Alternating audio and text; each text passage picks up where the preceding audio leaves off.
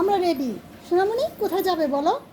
এই যাবো মাসির বাড়ি বেড়াতে। তাই? হুম। আর কে কে যাবে? বড় মাই নমস্কার। তো মেয়ের মুখে তো শুনলেন যে আমরা বেড়াতে যাচ্ছি। তো আমরা যাচ্ছি হচ্ছে পাগলা, মানে আমার বড় জালের বোনের বাড়িতে। তার মানে ওই বাসায় একটা শতমিত্রের অনুষ্ঠান আছে, সেখানে আমরা যাচ্ছি। তো এই আজকে আমি শাড়ি পরেছি, তো কেমন লাগছে সবাই একটু বলবেন। সচরাচর তো শাড়ি পরি না, তাই মানে শাড়ি পরে খুবই আনইজি লাগছিল। যাই হোক, আমরা এখন একটা অটোর জন্য দাঁড়িয়ে আছি। আর আমার মেয়ে যে আদিত্যকে পেয়ে খুব খুশি, তারা দুই ভাই বোন একটু খেলা করছে।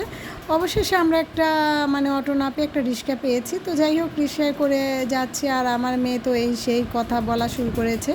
আর মণিকে দাঁড় করে দিয়েছি, মনে হচ্ছে মণি যেন রিক্সাটা আমাদের চালিয়ে নিয়ে যাচ্ছে।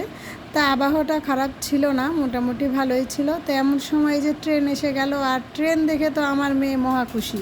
আর আমারও পুরনো স্মৃতি মনে পড়ে গেল। আর যাই হোক, এই যে দেখেন একটা রাস্তা, আমি এটা পার হতে যাচ্ছি আর এমনিতে হিল পড়েছি, কী যে সমস্যা হয়েছিল সেটা বলার মতো না।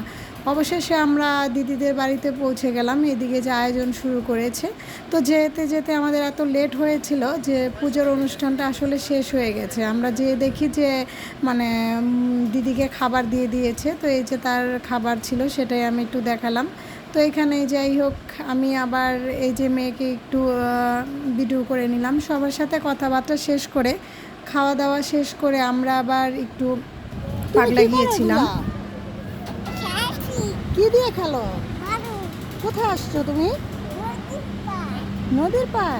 এদিকে তাকাও একটু, হাসি দাও। হ্যাঁ, দেখবো তো।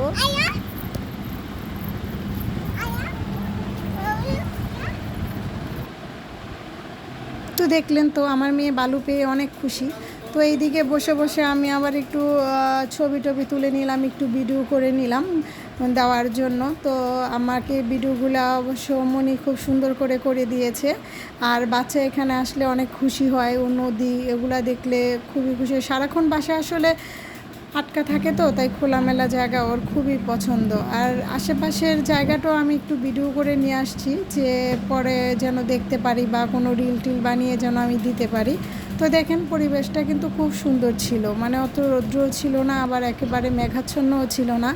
খুব ভালো লাগছে। আর আমার মেয়েকে দেখেন, এইখান থেকে নিয়ে ওর হাতটা আমি সুন্দর করে জলে ধুয়ে দিলাম, কিন্তু দিলে কি হবে, ও সে আবারও যে সেই ময়লাগুলো ধরছে। তো যাই হোক, ভালো থাকবেন, আমার মেয়ের জন্য আশীর্বাদ করবেন। আর আমার ভিডিও একটু বেশি বেশি করে দেখবেন। আর দেখছেন আমার মেয়ের কত সাহস, সে এখানে নামতে চাইছে, যে সে জলে নামবে।